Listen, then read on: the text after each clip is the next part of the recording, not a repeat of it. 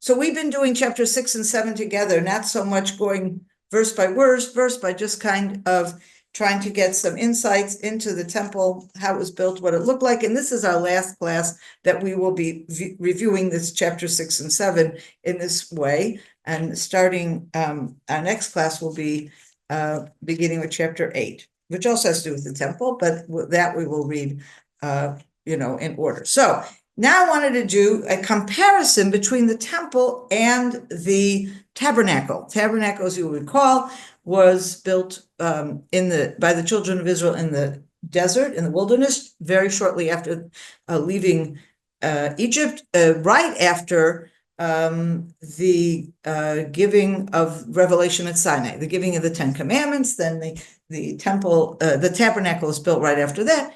It takes quite some time, a number of months, and then it is eventually it is built. The tabernacle, by definition, is a temporary building. It's not even a building. It's made out of fabrics and skins, and it has poles, and the poles get pulled up, and the skins get, or the fabrics get folded up, and all of the vessels, the table, the menorah, the ark, all have poles, and then they're lifted and they're carried, and everything is portable and everything can be wrapped up. And of course, that makes sense because in the wilderness, the children of Israel are traveling for 40 years, and they go from place to place, and they're not in any one place for that long. So it's a very portable deal. Now, once they come into the land of Israel, the tabernacle comes to rest in Shiloh, and it is there according to Jewish tradition. We do not have, this is not mentioned in the Bible. We know that the tabernacle is there. Shiloh becomes the capital, so to speak, of Israel, and this is mentioned for the first time at the end of the book of Joshua, and the whole period of time of the book of Judges, we have this situation. Jewish tradition says the tabernacle in Shiloh is indeed a building, but it still retains some of its temporariness. Okay, we still have the same vessels with the poles, and it's the original vessels. In other words, the vessels that were built in the wilderness are carried into the tabernacle in Shiloh, and I believe the roof is still not a permanent roof. The walls are built of stone and wood or whatever, but there are still skins over the roof. And you could see that, by the way. It's very interesting. There's a model of the tabernacle in Shiloh, and when you come into Shiloh up to the community, there's a great big synagogue there that was built to look like the tabernacle. And of course, it's a building, concrete, etc. And the roof is concrete, but it's built to look like some kind of fabric or skins draping over it's very interesting. The concrete looks like it has like folds, as it's draping down over it. So that, of course, preserves the tradition that we have. But so even though the tabernacle, of course, is destroyed by the Philistines, that we learn at the very beginning of Samuel. So that building lasts a long time. It's almost 400 years, that tabernacle. And yet it's definitely considered still temporary in a way. We know that in Deuteronomy chapter 10 and 11, God speaks to the fact that he will designate a place to place his name, to place his honor. That is not Shiloh. And that place will only be revealed in King David's time. And we saw that as well at the very end of the book of Samuel, when he purchases the threshing floor of Aravna the Jebusite. That is the Temple Mount, and is there that he'll build an altar, and it becomes clear that that is the designated spot that God has chosen for the building of the temple. Okay, so that's just like an overall, view. But now let's get down to some of the nitty-gritty. So first of all, the dimensions. We have here in chapter 6, verse 2, the house which King Solomon built for the Lord was 60 cubits long, 20 cubits wide, and 30 cubits high. Now, first of all, a cubit is roughly 48 centimeters, although there are different calculations, a little bit more, a little bit less, but that's what seems to be the generally accepted thing. Just to give you a sense of size. And Let's see what, so we see here 60 cubits long, 20 cubits wide, and 30 cubits high. But the tabernacle was 10 cubits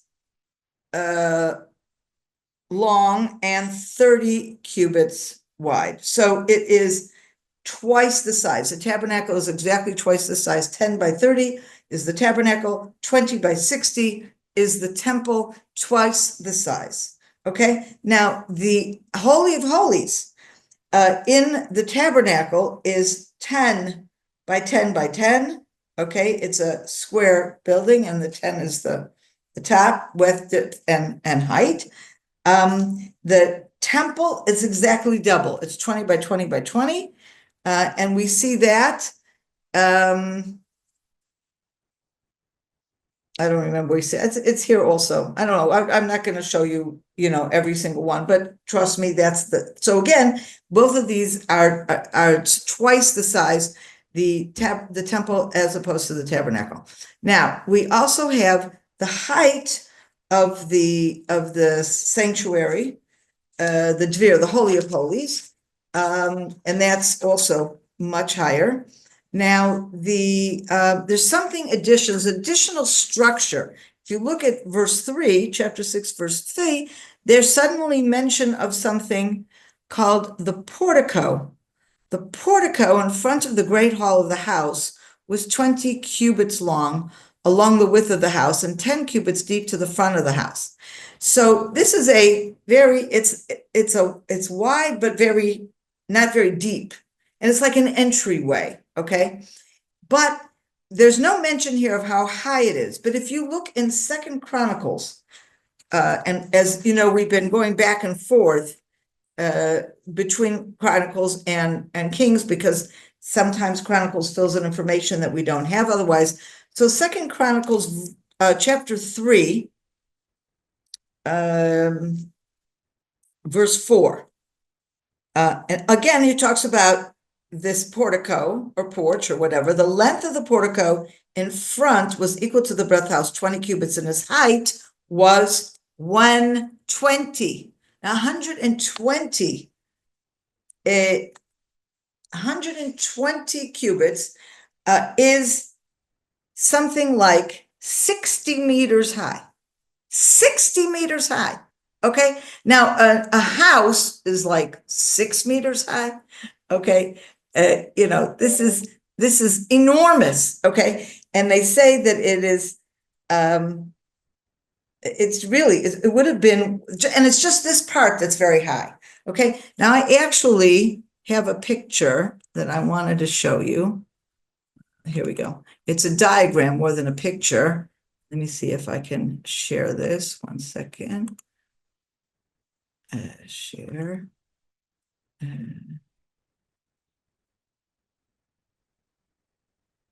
Okay, can you see what I'm showing you here? Okay, good. So this thing I think is a useful diagram, the lower one in particular. So you can see that, 1 second. You see what's called the vestibule, okay? That's the part that we're referring to when we're saying this is, that's the little hallway, okay? And that's very high. And you can see, look at the top thing. You can see it rises much further up. This kind of, there's 2 pillars there as well, but they go, it is also part of this tall thing, okay? So this is the vestibule here. Then it goes into, so the vestibule doesn't exist in the tabernacle at all. It's this extra entryway. Then we have this, which is the holy or the main hall. And then this is the Holy of Holies, which is, of course, the place where there's no access except to the high priest on the Yom Kippur, on the Day of Atonement. Okay, so I'm going to put this down for now, and if we need it, we will we'll go look at it again. But that's just to give you a sense. Okay. All right. So basically, we're seeing that this is. Oh, you know what? Let me just look. I'm going to share that picture again because there was something else I wanted to show you. Okay, so now you see this area here, this kind of white area. This is an extra structure as well. It's kind of like a gallery or some kind of extra corridor, extra building that's kind of outside the main building here, but gives you extra space, extra rooms. That's also something, and that's on the northwest and south side. And here the entryway is from the east, okay? Now there's another thing that we have two poles that are, that have names. And this is actually a bit weird. We discussed last week the significance of this, but just to show you, there are these two poles that have names in the entrance right in front of that vestibule. You enter the vestibule to this right and left of this entry to the vestibule are these two very high poles. Okay, now another difference. Another difference is the cherubs. Now, if you remember, the cherubs are these two, it's the whole thing of cherubs is a little odd, but we're commanded by this in Exodus, in the instructions of building the tabernacle, that the ark is a box, okay? Wood and gold. On top of the box is a lid, okay? Inside that box is the Ten Commandments, the actual stone tablets of the Ten Commandments that goes inside. On top is a box, okay? And on top of the box are these two figures that are like, have wings, so people think they're kind of like angels, and they face each other. And there's different understandings of what the face is actually. Is a face more like an animal face, of a child's face, or whatever, because it's not so clear. But it's a face, it's an animal type body, and it's these wings that arch over and meet each other. And that is on the ark. Okay. Now, if you recall, the ark was not rebuilt. The ark was built by Moses, was brought by the children of Israel into the land of Israel. It leads the nation of Israel into the land as they cross the Jordan. It later comes to rest in the tabernacle in Shiloh. Centuries later, in the time of Eli, at the beginning of Samuel, that same ark is captured by the Philistines when they destroy the tabernacle, and it moves around a bit and comes back to Israel. And then it ends up sitting in somebody's house in Kiryat Yearim for 20 years until David takes that same ark and brings it to Jerusalem. And it's sitting in the city of David. That ark is still there as it was, with those cherubs, or kruvim as they're said in Israel, on the box. That hasn't changed, okay? But what we see here is that in addition to those sitting on the ark, Solomon's building a whole different kind of cherubs. And so let's look at chapter 6, verse 23. In the shrine, okay, the shrine that's the translation, it's the Holy of Holies. In the Holy of Holies, he made 2 cherubim of olive wood, each 10 cubits high, okay? What's 10 cubits high? We just learned that the height of the temple is 20 cubits high. It's half the height of a very tall building, okay? Very tall. It's not like 2 things on a box, okay? All right, now, and one had a wing measuring 5 cubits and another wing measuring 5 cubits. So the spread from wingtip to wingtip was 10 cubits, and the wing spread of the other cherubim was also 10 cubits. The 2 cherubim had the same measurements and proportions. The height of the one cherub was 10 cubits, and so was that of the other cherub. He placed the cherubim inside the inner chamber. Okay, this is the Holy of Holies. Since the wings of the cherubim were extended, a wing of the one touched one wall, and a wing of the other touched the other wall, while their wings in the center of the chamber touched each other. Okay, so we said that the width of the temple is, or of this, of the inner sanctum, okay, is 20 width, okay? So if each has a wingspan of 10, 10 and 10, basically you have these huge things that are spanning the entire width of the Holy of Holies in the temple. This is what Solomon built. So it's a completely different kind of cherubim than what we had on the ark before. Okay, now we also have, look at chapter 7, verse 49. Okay, so let's start with verse 48. And Solomon made all the furnishings that were in the house of the Lord, the altar of gold, the table for the bread of display of gold, the lampstands, the menorah. Okay, now what is the menorah that we know of? There's a menorah that was in the tabernacle. And the assumption, by the way, is that that remained. It's an assumption. You can agree with it or not. The assumption is the original menorah also remains and is taken here. And we'll get to that in a second. But this is not a menorah. 5 on the right side and 5 on the left, in front of the Holy of Holies, of solid gold, and the petals, lamps, and tongs of gold. Okay, so basically here, instead of 1 menorah, we have 10, or 10 in addition to the one original one, okay? Then look at verse 48, what we started before, 40, excuse me, attention, I'll show one.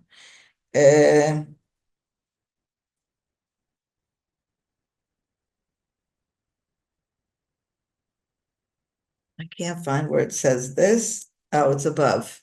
Whatever. I don't know. I have this written down wrong as to exactly the verse for it. Doesn't matter. You'll just have to trust me. 10 tables. We had 1 shortbread table. Here there's 10. Okay. Now we have, and yeah, I just didn't write down where that is. Okay. Then we have 2 altars. We have the gold altar, which is the altar on which is the incense altar. Okay. And that's verse 48. It mentions here the altar of gold, which is the incense altar. And then we have the bronze altar, okay, which is the actual altar for the sacrifices. And that we have the dimensions for that in Chronicles. 2 Chronicles chapter 4, verse 1, he made an altar of bronze 20 cubits long, 20 cubits wide, and 10 cubits high. Okay, this is also much larger. The altar in the tabernacle was 5 by 5 by 3, and this is 20 by 20 by 10. Okay, so it's 3 or 4 times the size, this altar that is the altar of the sacrifices. Okay, now there's also the question of the basins. So if we look at chapter 7, verse 26, we're back in 1 Kings chapter 7, verse 26. Okay, so it's talking about, okay, starting in verse 23, there's something called the Yam. In Hebrew, it's the Yam. Yam means sea. And it's a very interesting word because it's referring to a huge basin of water, but it's referred to as a sea because I guess it's so big that it's like a sea or like a lake, okay? And we see here he made the tank of cast metal, 10 cubits across from brim to brim, completely round. It was 5 cubits high and it measured 30 cubits in circumference, okay? This is a huge vessel, a huge, I don't know, big vessel of water, which we do not have at all in the tabernacle because this is huge and it's additional. And it's hold, if they calculated the size, this would have held 60,000 liters of water. Just imagine the size of this thing, okay? But we also have, we continue to have the one, we have 10 now. Instead of the original, we had only 1 basin. Here we have 10 basins, and that we see in chapter 7, verse 26, I think, unless I don't. Oh, here, 27. He made the 10 laver stands of bronze. The length of each laver stand was 4 cubits. So these are the regular basins There was one of them in the tabernacle, and here we have 10. So bottom line, we have this huge basin, plus just like the one basin that was in the tabernacle, we have 10 of those in the temple, okay? In terms of the sizes, okay, that's about it, I think.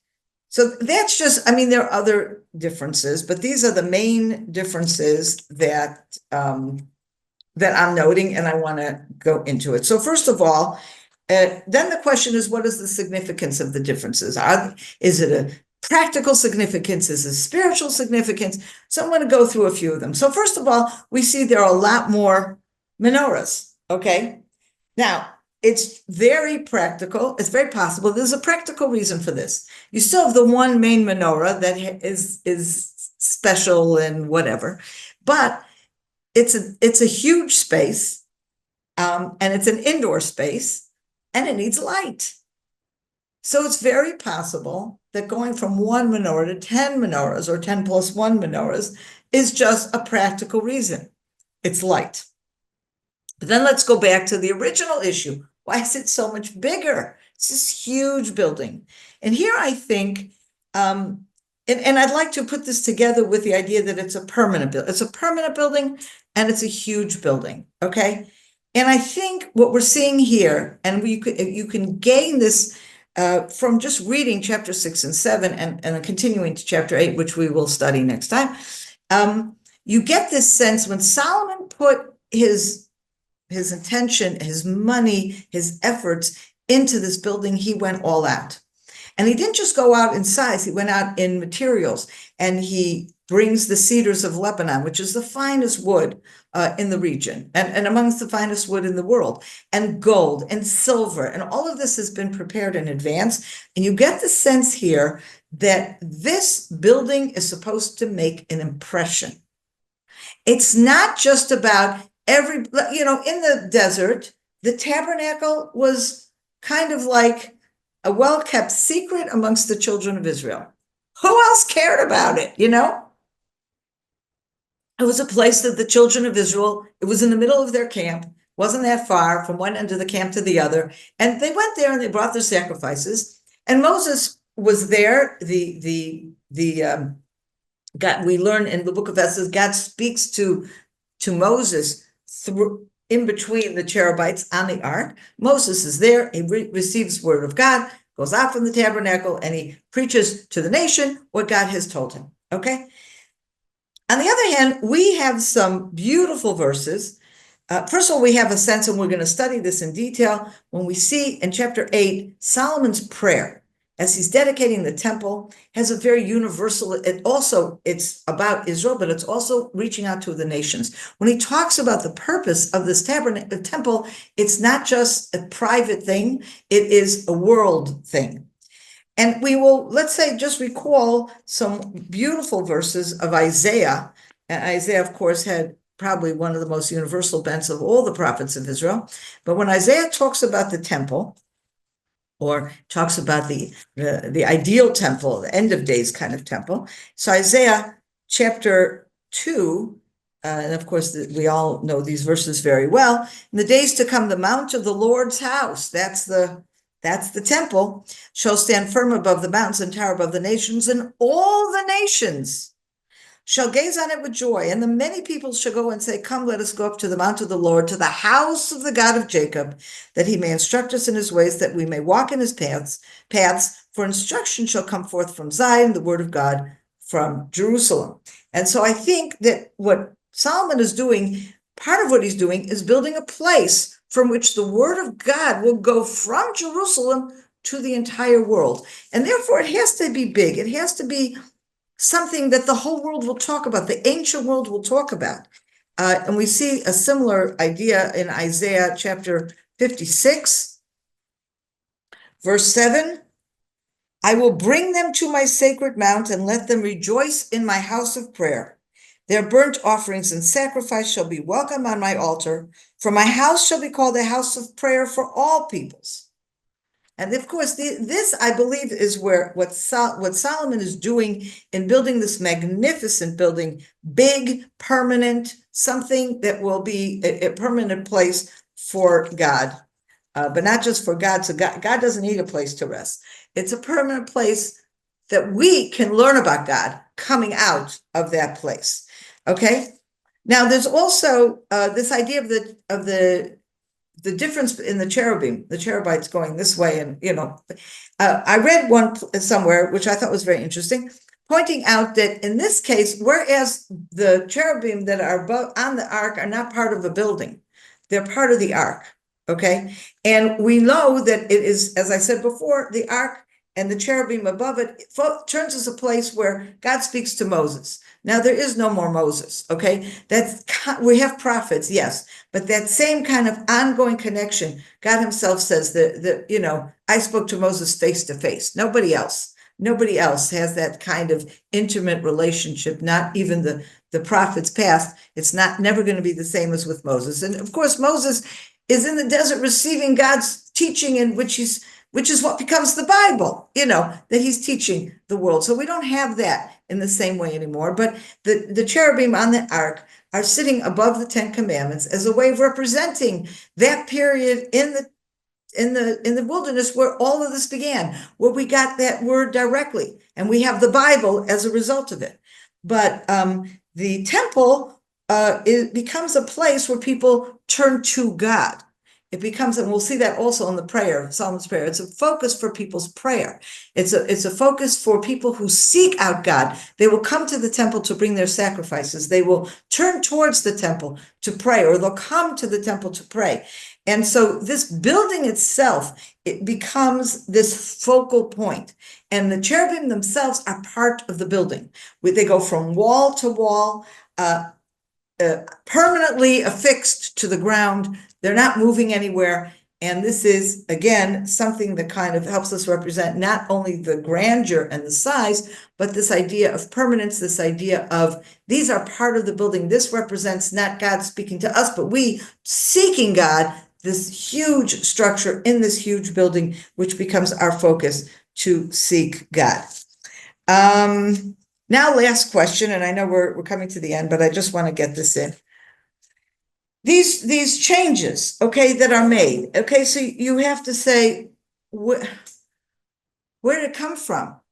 We know that there were very explicit instructions of how to build the tabernacle, and the word used for the tabernacle in the Exodus was not tabernacle, but temple, okay? But I'd like to refer you to a very significant verse in Exodus 25, right? Exodus 25, verse 9. Well, let's start with verse 8. This is where it begins. And let them make me a temple that I may dwell among them, exactly as I show you. The pattern of the tabernacle, the pattern of all its furnishings, so shall you make it. There are those who say, what does it mean exactly as I show you? That leaves opening for additional showings. God right now is showing Moses how he wants the tabernacle. Well, is it possible that there was an additional showing? Now, it's not written. We don't know this. But is it possible that the detail that we see here is something that Solomon received, or David before him received and then instructed to Solomon? Because we know in the book of Chronicles, we have David instructing. David's already purchased the materials, put them aside. You have a sense he made the plans. He gives instruction to Solomon how to build the temple. Here's all the materials, the gold, the silver, the wood. He has it here, and this is how you make it. So it's very possible that it is actually David that received this kind of word. So when could he have received it? So it's possible that he received it from Nathan, the same Nathan who says to him, you're not going to build the temple. You're going to build it, for your son is going to build it. So if we take a look at First Chronicles, chapter 22.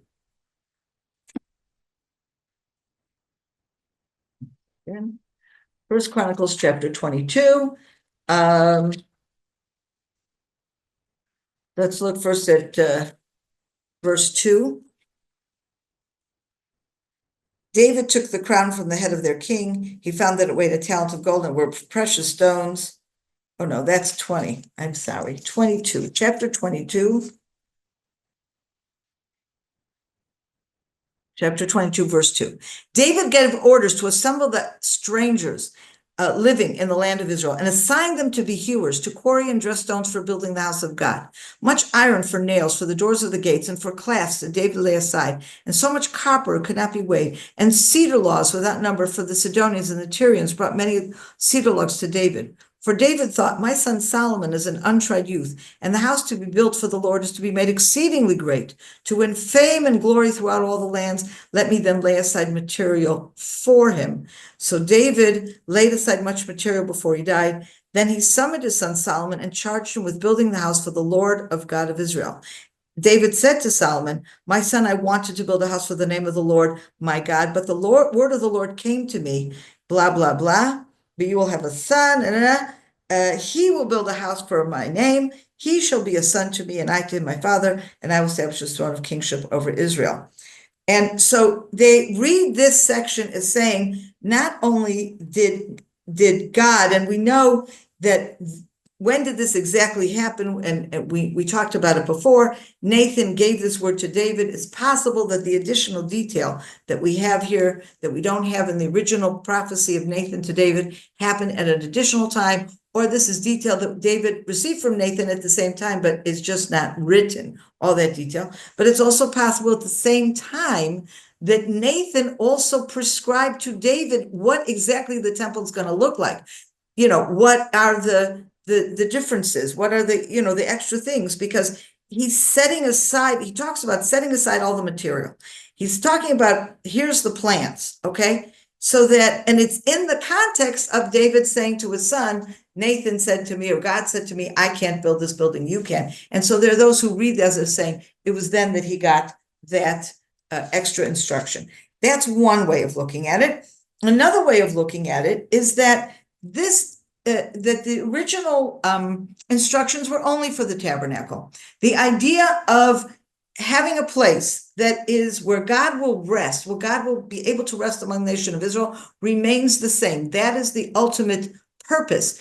And of course, the main things are the same. There's a Holy of Holies with the ark. There is a holy, the regular sanctuary. There's an outer court. There's these two different kinds of altars. There are cherubim. There's a menorah. There's a shortbread table.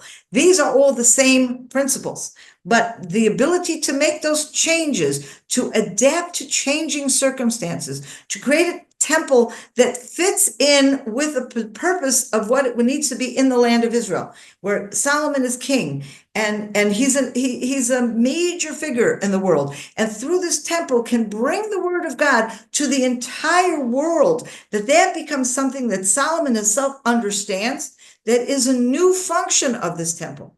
It's a totally different type of place. It's beyond what the tabernacle stood for in the wilderness, which was kind of a hidden secret of the children of Israel. This becomes the spiritual center of the world, and therefore it's very possible that Solomon had that ability to come up with the details on our own based upon the original foundation. So these are two ways of looking at it. I'm sure there are others as well, but I think they're both very interesting and both very meaningful, okay? Whether there was an additional prophecy with more details or whether it's Solomon himself. And I actually get a lot of meanings, I think, from the second interpretation, because I think there is a certain expectation as we live in a changing world, and our world is very different from our ancestors who read the same Bible as we did. And circumstances change, and we have to always make certain changes in order to fit the circumstances. But we have to understand that we have to stay loyal to the basic principles, to the basic, structure. And when we make additions, we make adjustments. It's adjustments in order to bring God's word further into the world. And that's sometimes something that we have to be able to do. Not just everybody does what he wants, but of course, Solomon, he was king, he was the leader, and he did actually have God's blessing. And we see that, of course, throughout the story. So this brings to a close our study of chapters 6 and 7. Any questions you may have? Shoot. Just a question. If we take the line that God didn't give the direct plans through Nathan of the measurements, then don't we possibly take away the import of the possible symbolic importance of the very detail of the building of that temple? Well, I don't think we take it away, because there's no question when they built the tabernacle, all those measurements were absolutely followed. But I think that's the question. The question, of course, is, were those original measurements supposed to also apply to the temple? And so there, you have to have the assumption that it wasn't. I mean, Solomon couldn't change something that drastic. He couldn't have said, "Oh, the temple's supposed to be these measurements, but I'm going to throw that out the window." 100% not. There had to be an assumption that these were the measurements for the tabernacle, but he had the liberty of making changes in those ways. Okay, what were the measurements? What were the exact differences? That may not have been given to him, but there had to have been that assumption that he had that was possible. Otherwise, you can't. There's no way that you can justify him saying, "Oh, God wanted it this way, but he threw it out the window." That not. Absolutely not. But it's also interesting. I'll give you an example of something that I saw, which I thought was very interesting. There's there when I talk about the many more basins, okay, and the many more tables. So there's someone who I read that found very interesting significance in that. Said, when you're in the land of in the desert, see what this references to is the need for harvest, and wheat, which is the shortbread table, and the need for water.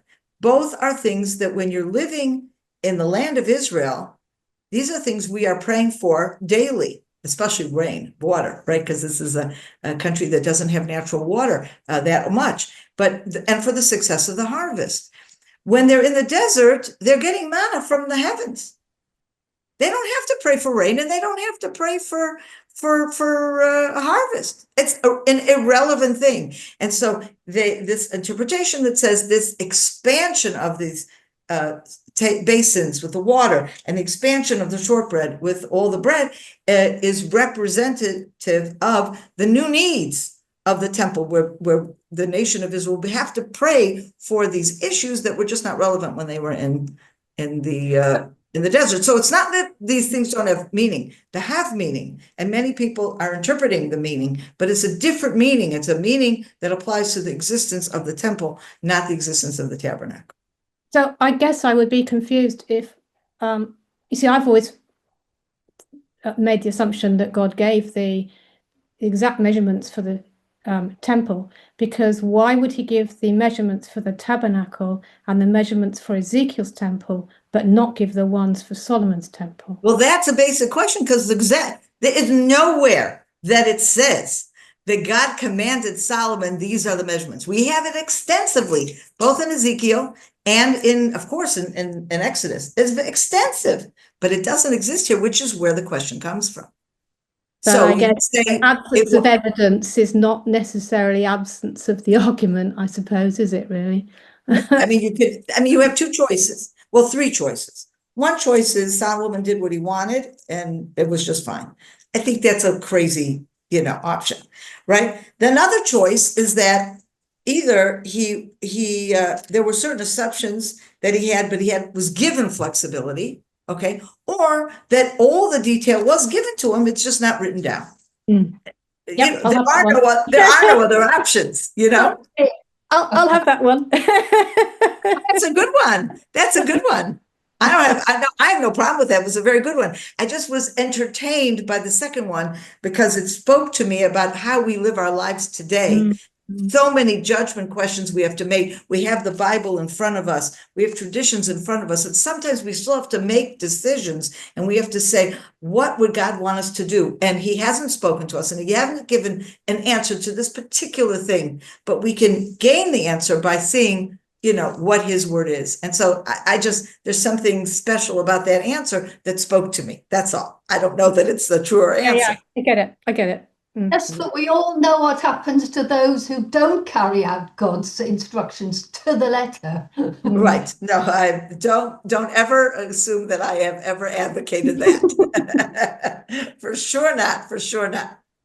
Anyway, one thing I want to say before we close, I am going to be on a break now. We will not meet, not next week and not the week after. We will have a 2-week break now.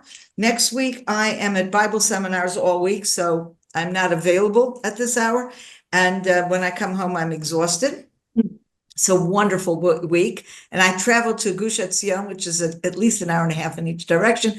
So it's quite a tiring week. The week after that, on the 6th of August, I will be with my family on vacation, and I will be incredibly involved with lots of grandchildren, probably in the pool or barbecuing or something at this hour. So those are the 2 weeks we won't meet. We will resume on August 13th. And we will start with chapter 8.